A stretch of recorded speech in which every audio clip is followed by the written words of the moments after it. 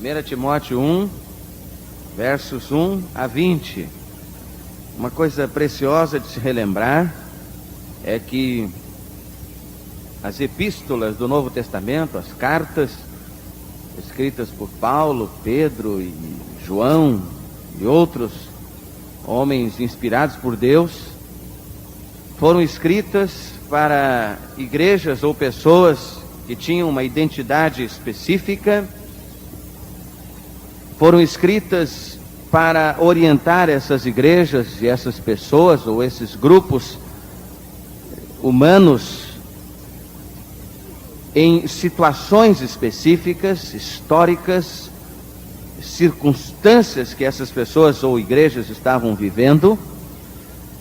Mas é importante relembrar que todos esses escritos do Novo Testamento, e agora eu me refiro de modo particular às epístolas, contêm princípios que são eternos e universais.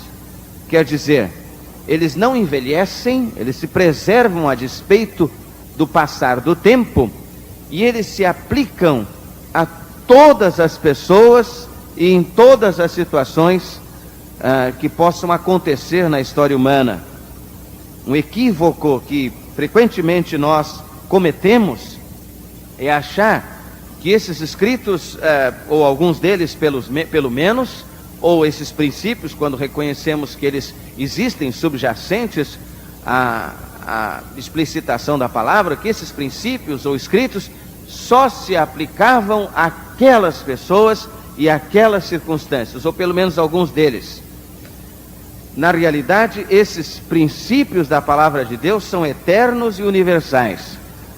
A grande dificuldade que nós temos com frequência para entender a Bíblia é que nós queremos interpretá-la de uma forma radical, de uma forma não orientada pelo Espírito Santo de Deus, e nós então confundimos princípios que são eternos e universais com certos aspectos que são transitórios na Bíblia.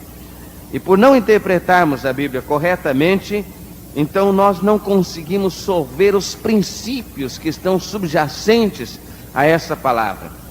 Nossa preocupação então, ao nos colocarmos diante da Bíblia, em termos de interpretação da Bíblia, é buscarmos quais são esses princípios eternos e universais que sobrevivem ainda hoje, que podem orientar a nossa vida ainda hoje. É com esta visão que mais uma vez nós nos colocamos diante da palavra eterna de Deus. Paulo escreve a Timóteo. Vamos buscar alguns princípios a partir desse texto, nas Sagradas Escrituras de modo geral, para a orientação da nossa vida. Paulo, apóstolo de Cristo Jesus, segundo o mandado de Deus, nosso Salvador, e de Cristo Jesus, esperança nossa.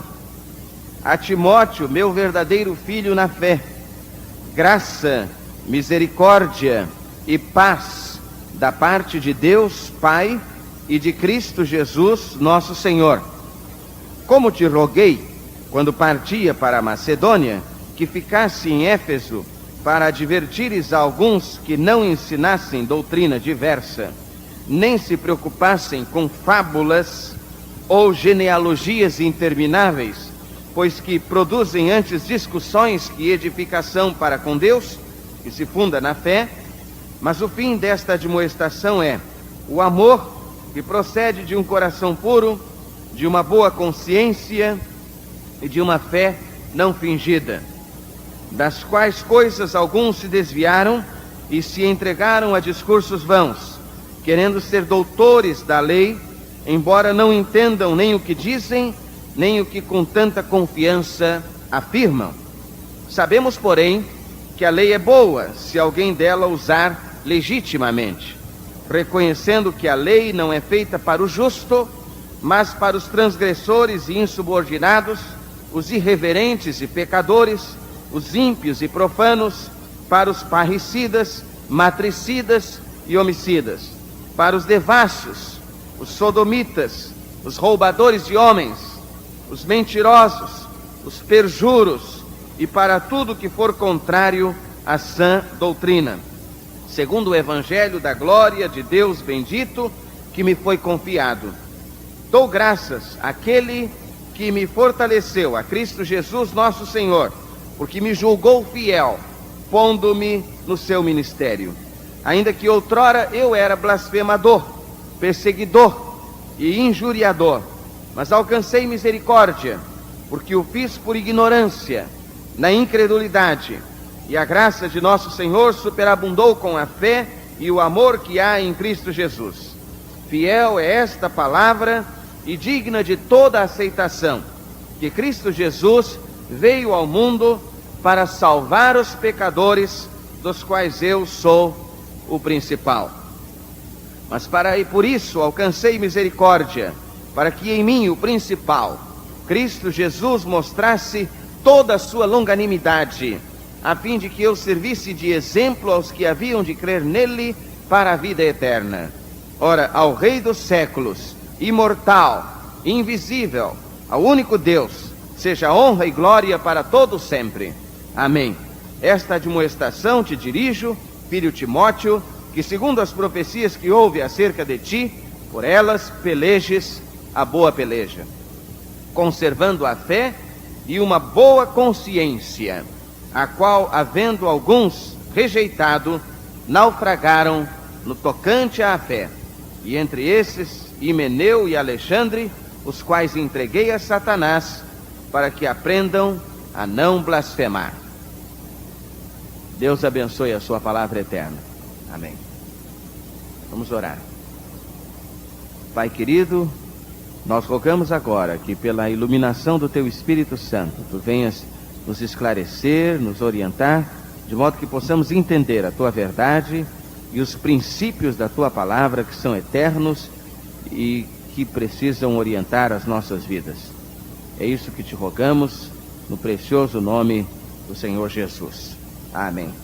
Impressionei-me de modo particular nesse texto com o fato de que Paulo, por 2 vezes, só nesse texto, para começar, se refere à boa consciência. Ele o faz no versículo de número 5, quando ele diz: mas o fim desta admoestação, o fim desta recomendação solene, é o amor que procede de um coração puro, de uma boa consciência e de uma fé não fingida.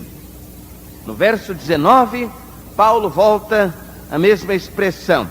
Ele fala agora do propósito de Deus para a nossa vida como crentes no Senhor Jesus. E ele diz: conservando a fé e uma boa consciência, a qual boa consciência alguns, havendo rejeitado, naufragaram no tocante à fé. Eu creio que o propósito de Deus é que, como crentes do Senhor Jesus Cristo, nós mantenhamos uma boa consciência, uma consciência tranquila, uma consciência em paz, uma consciência que esteja aquietada, não pelo serviço da racionalização, do ir aceitando tudo, ou do ir abrindo mão dos nossos padrões de conduta, de mentalidade, de fé e prática. Não por isso, não por irmos cedendo aos padrões do mundo, mas por vivermos em acordo com os padrões da palavra de Deus, por vivermos em acordo com os princípios eternos da palavra de Deus. Deus quer que nós mantenhamos uma boa consciência. Tenho observado que com muita frequência o que perturba a vida das pessoas é exatamente o fato de não estarem elas mantendo uma boa consciência. E isso acontece com muita frequência, inclusive e principalmente com os crentes no Senhor Jesus. De fato, quando nós nos convertemos ao Senhor Jesus Cristo e o recebemos como Salvador e Senhor, a nossa consciência se torna um tanto mais sensível à voz de Deus, sensível aos princípios da palavra de Deus. Mas com o passar do tempo pode acontecer que de tal forma nós vamos agredindo a nossa consciência, de tal forma nós vamos rejeitando a boa consciência, como Paulo diz aqui no versículo de número 19, rejeitando a boa consciência, de tal forma nós vamos teimando contra a voz do Espírito Santo na nossa vida, de tal forma nós vamos nos tornando empedernidos com relação às revelações da vontade de Deus, de tal forma nós vamos nos tornando resistentes à verdade que Deus nos revela, que a nossa consciência vai ficando embotada, como que amortecida, como que anestesiada. Mas mesmo assim, ainda se preserva uma certa sensibilidade. E na medida em que nós agredimos os princípios da palavra de Deus, na medida em que nós insistimos em sermos desobedientes àquilo que Deus está nos revelando, nós vamos machucando essa consciência, agredindo essa consciência, violentando essa consciência, e certamente passamos a padecer de um mal, de incomodação interior, que às vezes pode nos levar ao desespero. Passamos a padecer de uma incomodação gerada pela culpa dentro de nós. São decisões que tomamos e nas quais não atentamos à voz do Espírito Santo de Deus, que nos indicava que não era exatamente aquilo que deveríamos fazer.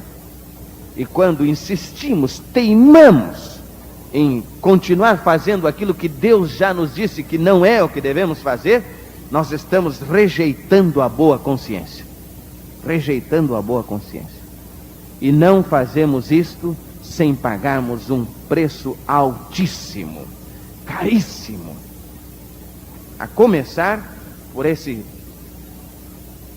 incomodação interior, essa inquietude íntima, por essa falta de paz interior, por esta convivência dolorosa com o sentimento de culpa, porque sabemos que nós agredimos a revelação da vontade de Deus ao nosso coração. É isso que está fazendo muitos crentes infelizes. É isso que está fazendo muitos crentes se sentirem perturbados. Eles não estão conservando a boa consciência. Como Himeneu e Alexandre, a respeito dos quais o apóstolo Paulo se refere, eles rejeitam a boa consciência por insistirem no pecado, por teimarem em pecar, por continuarem pecando, por fazerem ouvidos de mercador aos pregadores. Há momentos da nossa vida em que de fato nós precisamos fazer ouvidos de mercador, não é verdade? Quem ouve, mas que resolve não ouvir, mesmo ouvindo. Há coisas que merecem esse tipo de reação de nossa parte. É fato, irmãos? Há coisas que a gente ouve e faz que não ouve. É melhor, não é?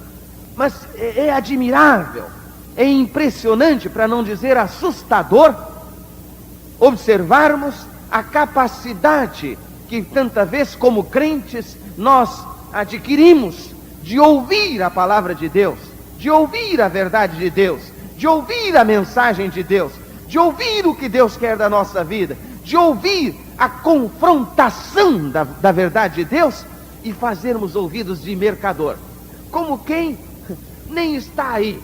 É verdade ou não é? Mas toda vez que agirmos desta forma, nós vamos pagar um alto preço daqui a pouco, um preço caríssimo em termos da perturbação da nossa consciência. Paulo então recomenda a Timóteo que preserve a boa consciência, uma consciência saudável, uma consciência em paz, uma consciência tranquila, um coração quieto, pela convicção de estar andando de acordo com a vontade de Deus. Eu quero confrontá-lo nesta manhã. Tem você conservado uma boa consciência? Quando eu vou à roça, de vez em quando, eu me admiro me impressiono com certos ruídos que eu consigo ouvir lá na roça e que não consigo ouvir aqui na cidade. Que coisa, às vezes fico até com dificuldade de dormir. Não se ouve lá barulho de trem, aquele trem que daqui a pouco vai passar, eu vou aprestar logo a mensagem antes que ele passe. E às vezes resolve passar exatamente na hora do apelo.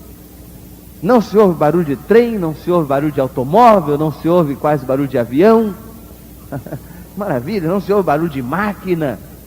E uma opção de outros ruídos nós não ouvimos lá na roça.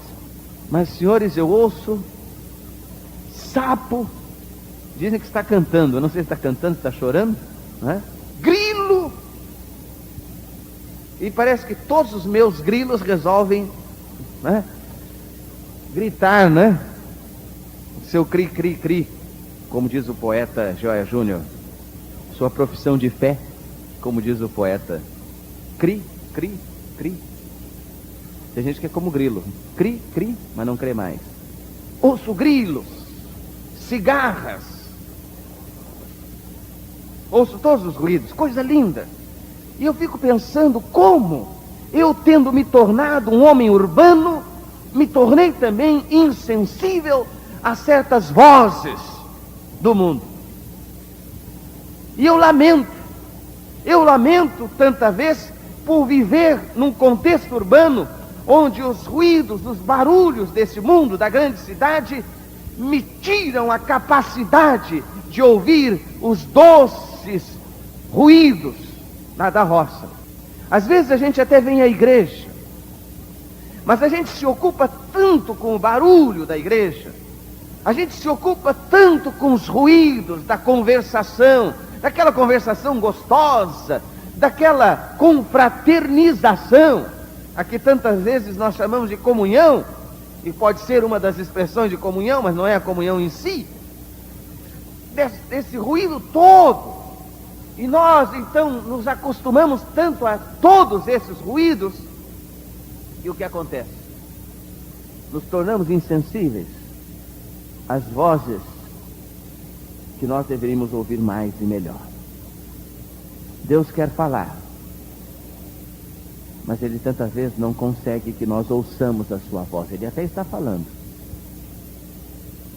Calem-se todos os ruídos, cessem todos os barulhos, e nós vamos ouvir de novo a voz de Deus, como se ouvem aquelas vozes lá na roça. Não será tanta vez que a nossa consciência se acomodou a esse contexto de ruído, de barulho, de tal modo que nós nos tornamos insensíveis à voz de Deus, que fala sim, fala, mas é abafada pelos ruídos outros, de um que vem e diz, que nada, não tem problema, todo mundo faz. E você ouve mais a voz desse devasso do que a voz do Espírito de Deus falando ao seu coração.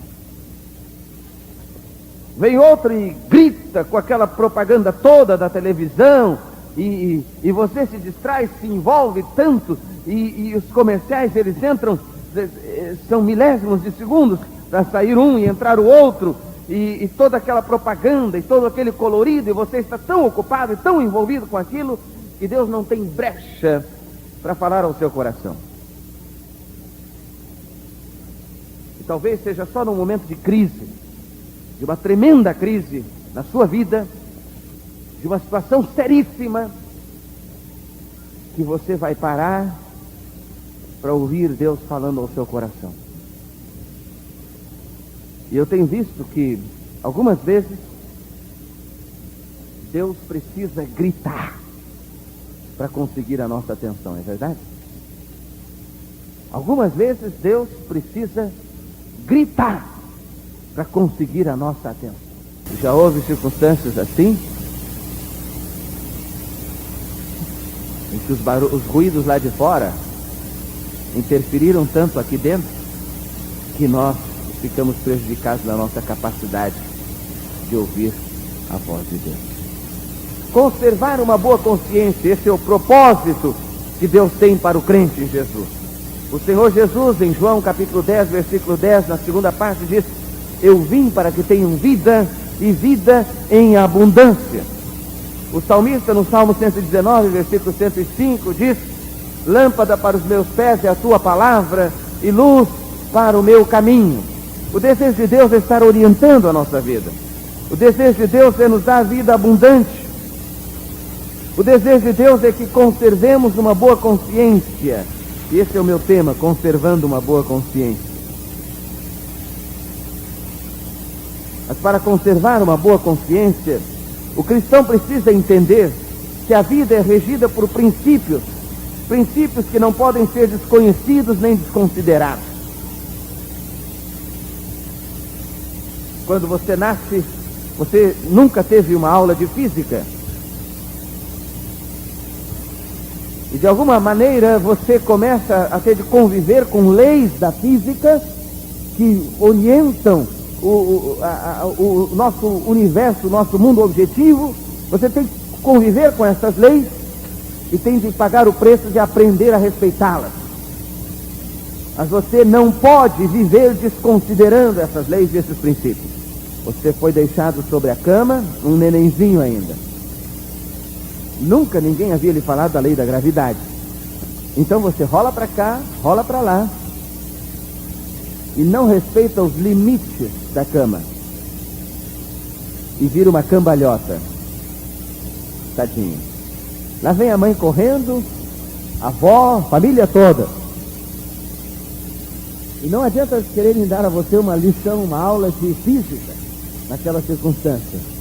Você não consegue entender aulas de física. Não adianta elas falarem de lei de gravidade.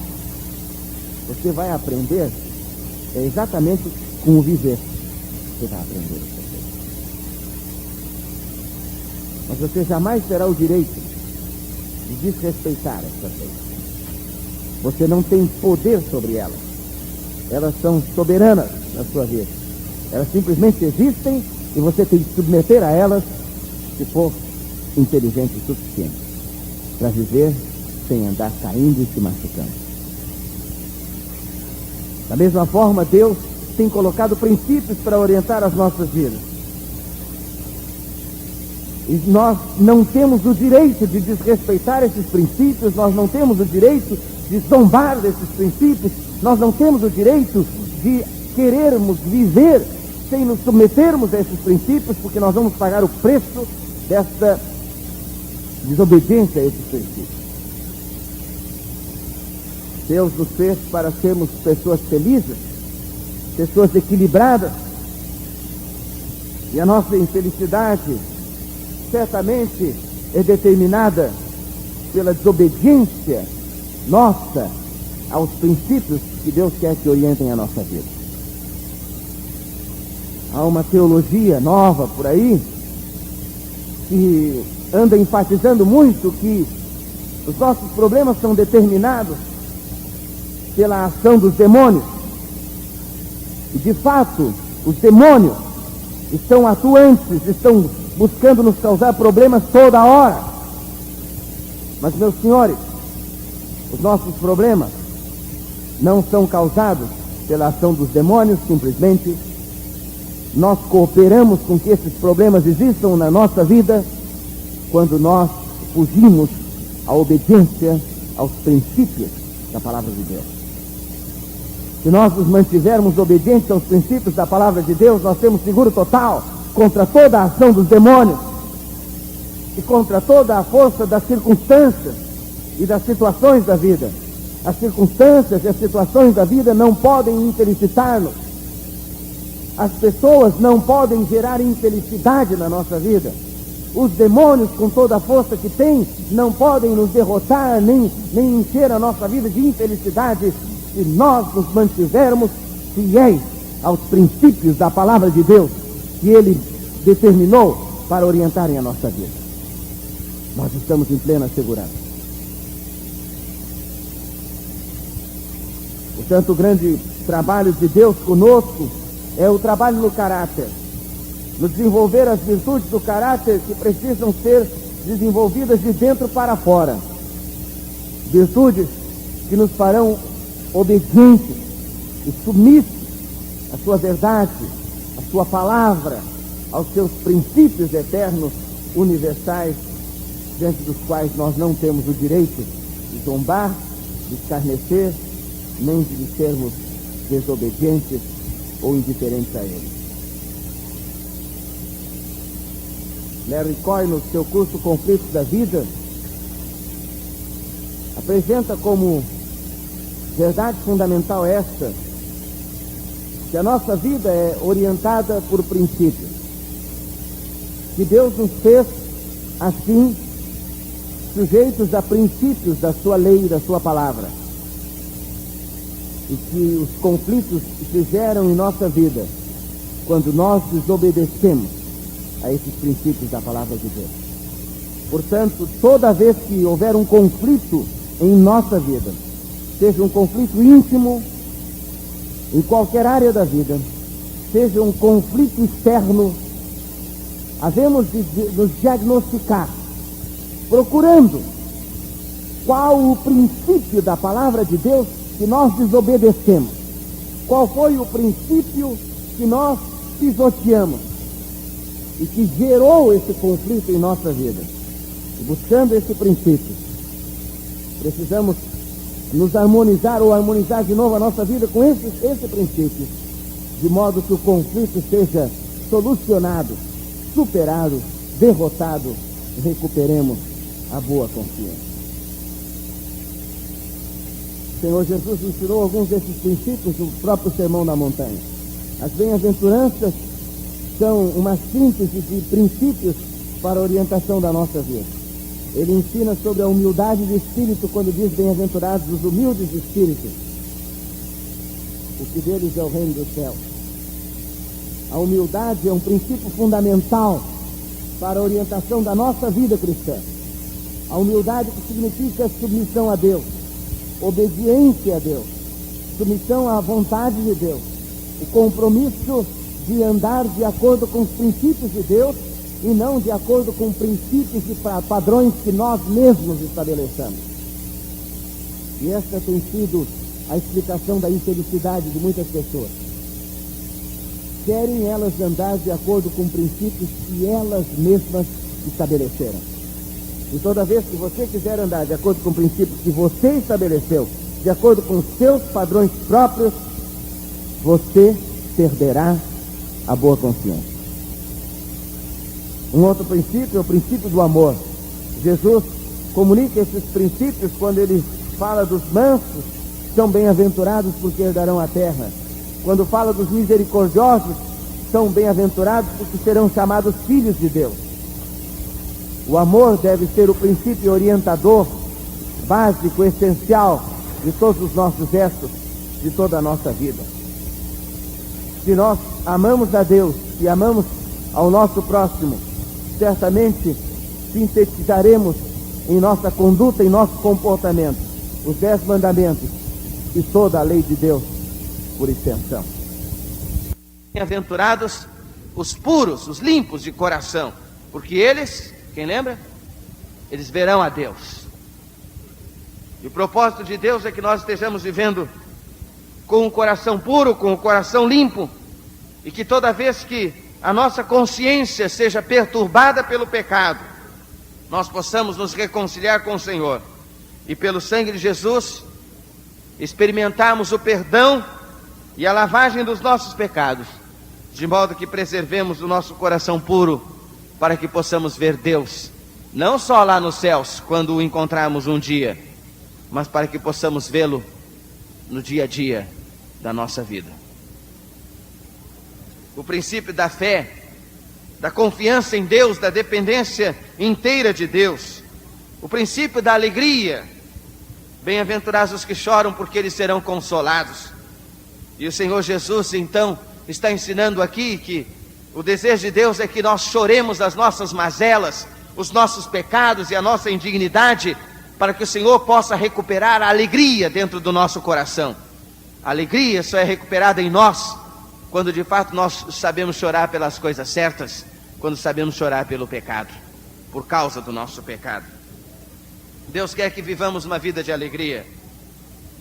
Deus quer que vivamos uma vida de confiança nele. Deus quer que vivamos o princípio da verdade e da honestidade. São princípios que devem orientar a nossa vida como crentes. A verdade da transparência, de estarmos diante de Deus como realmente somos e diante das pessoas como realmente somos. É o princípio da verdade e da honestidade que vai nos fazer resistentes à corrupção, que vai nos fazer resistentes a todas as formas de desonestidade, que vai nos fazer resistentes a todas as formas de jogo e de vício, porque nós só vamos querer o dinheiro ou os bens que sejam honestos, que sejam ganhos de forma honesta, sem o prejuízo e sem a morte e o aniquilamento dos outros. Pessoas que ganham, que têm lucro por causarem o mal aos outros, certamente estão ofendendo o princípio da honestidade e da verdade. Não são verdadeiras, não são autênticas, porque professam uma coisa e pregam outra coisa, e praticam outra coisa. Pregam uma coisa e vivem outra coisa diferente. O princípio da responsabilidade nos leva a assumirmos o nosso pecado, ao invés de transferirmos a culpa da nossa infelicidade aos outros.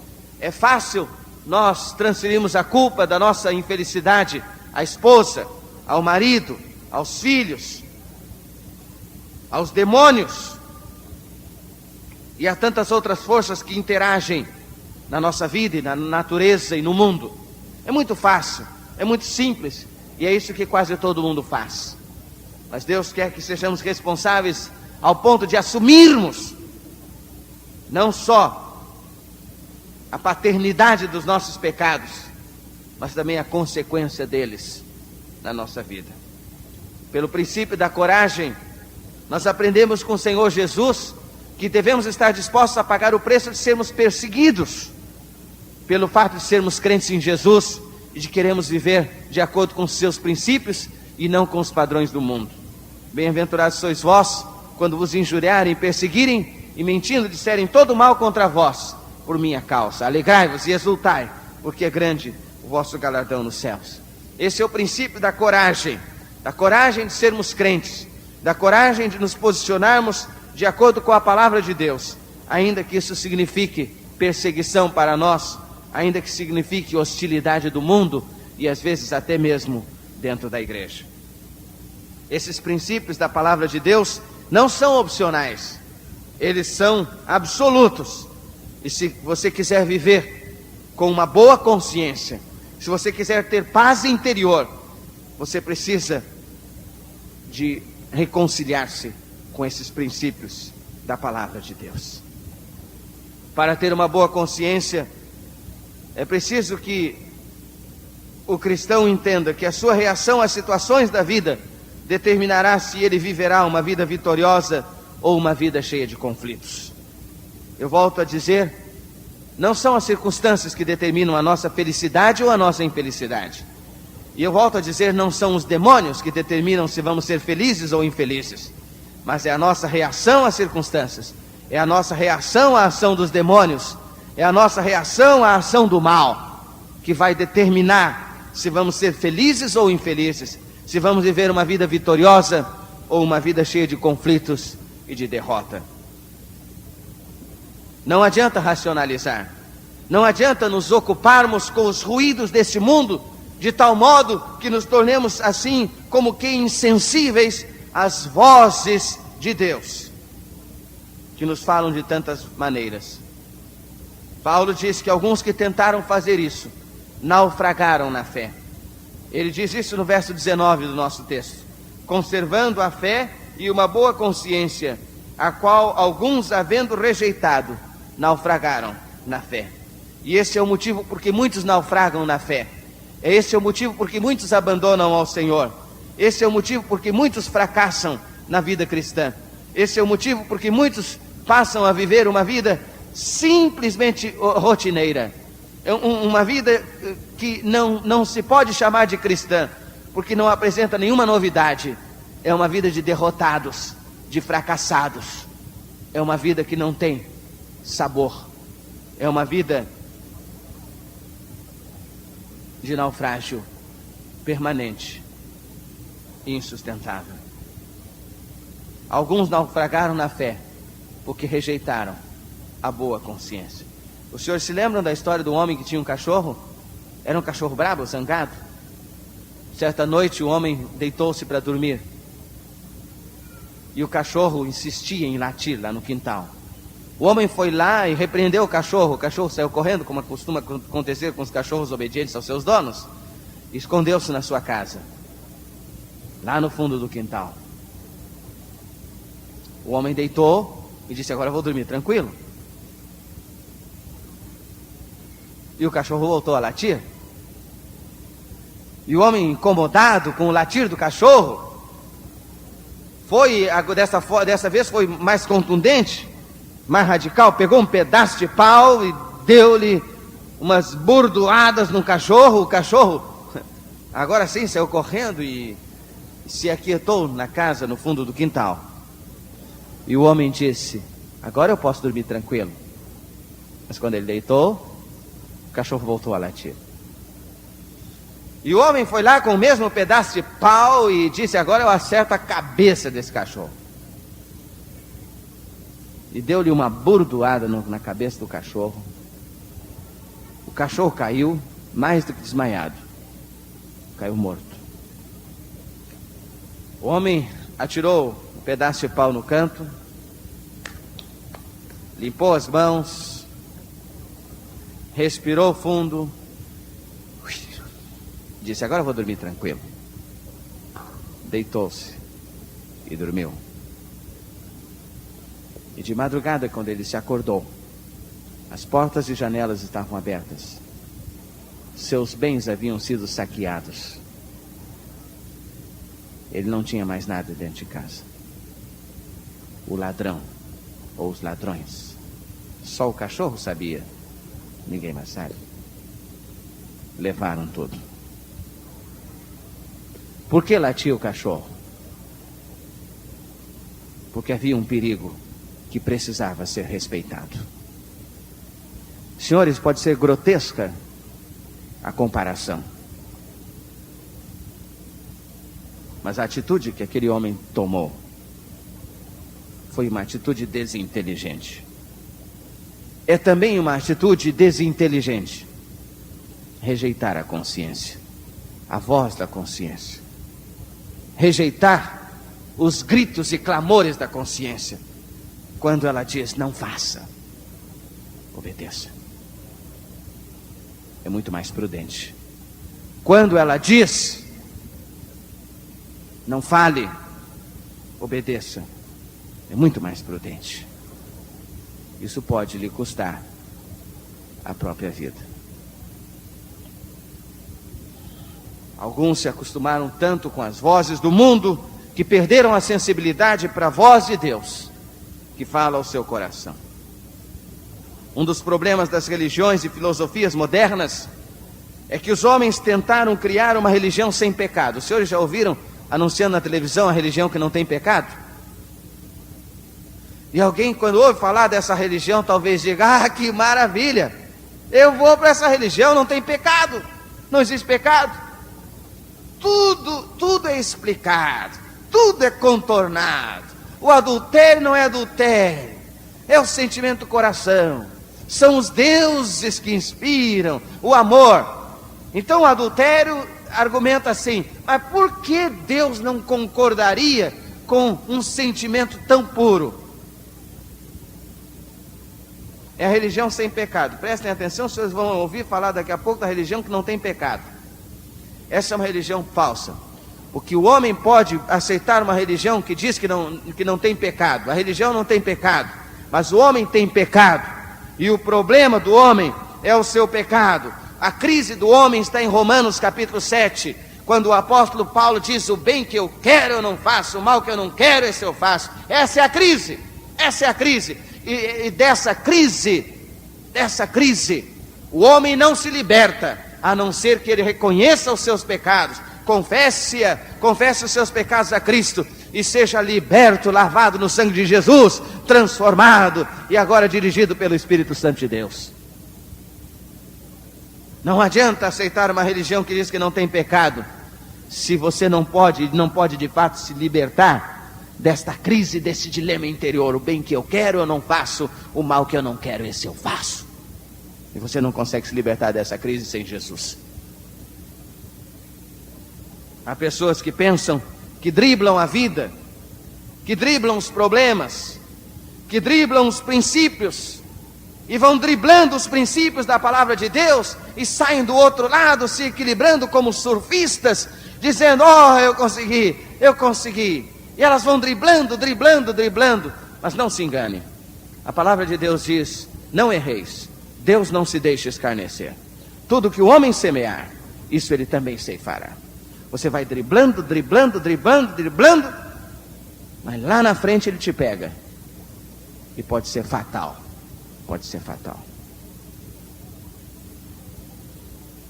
Finalmente, o cristão que quiser conservar uma boa consciência, precisa entender que será julgado no dia final, de acordo com os princípios da palavra de Deus.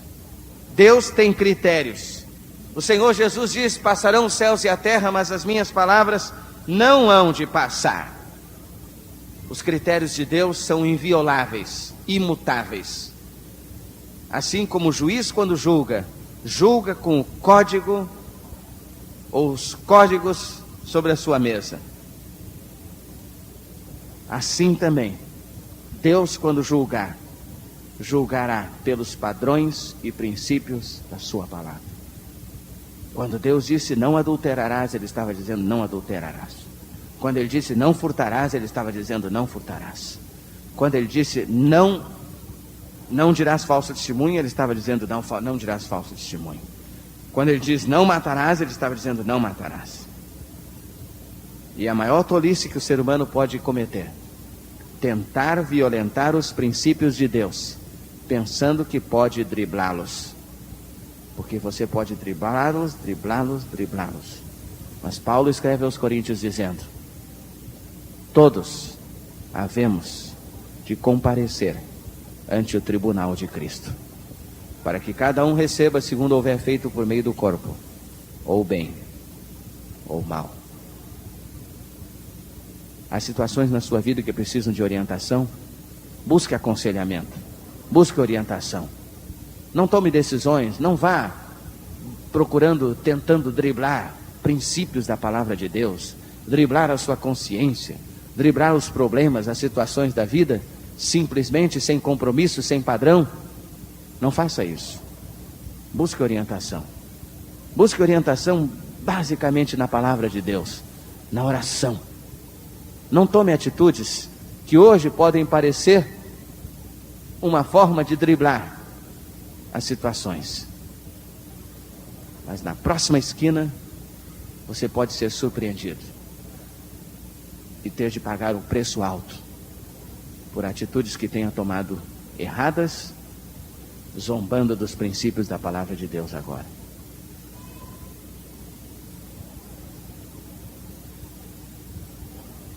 Eu vi a propaganda de um óleo para automóvel na televisão. O homem dizia mais ou menos o seguinte, com o logotipo e o nome do óleo que ele estava dando publicidade. Ele dizia mais ou menos o seguinte: há pessoas que furam sinal de trânsito, ultrapassam pelo acostamento,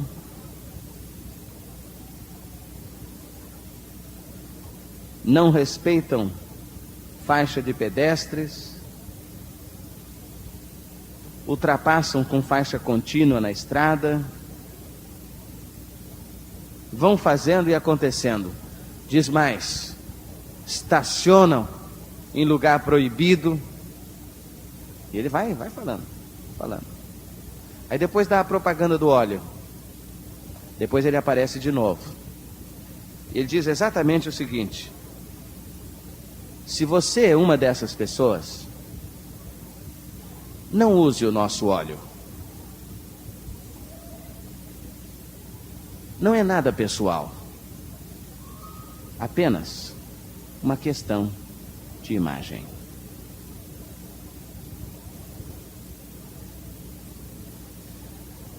Há crentes que andam fazendo e acontecendo por aí. Eu talvez dissesse, se você é uma dessas pessoas, não diga que é crente. Não é nada pessoal. É apenas uma questão de imagem. Você anda adulterando, roubando, fazendo e acontecendo, subornando, corrompendo. Não diga que é crente. Não é nada pessoal. É apenas uma questão de imagem. Não use plástico de Cristo é vida, Jesus voltará. Faça isso não. Não é nada pessoal. É apenas uma questão de imagem do Evangelho, de Cristo, da igreja. Não é nada pessoal. É apenas uma questão de imagem. Baixe a sua cabeça. Tem você conservado uma boa consciência? Alguma coisa que perturba a sua consciência hoje, agora? Alguma coisa que algum dia você tenha feito, tenha dito, tenha permitido, que toda vez que você lembra,